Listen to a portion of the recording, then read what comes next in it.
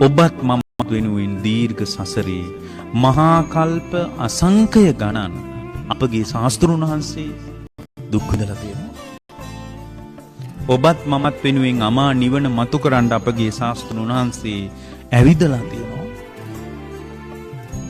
ඔබත් මමත් මේ දීර්ඝ සසරේ අනාථ වෙලා ඉපදෙමින් මැරෙමින් යන මේ ගෝර සංසාරේ අනමරාග්න දුක් විඳගෙන යනකොට භාග්‍යවතුන් වහන්සේ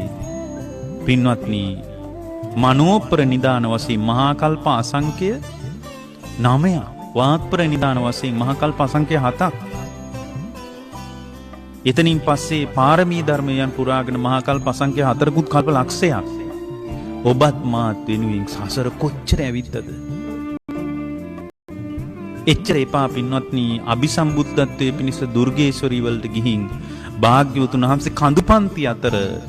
ග්‍රීස්ම ඍතුවේ කොච්චර සක්මන්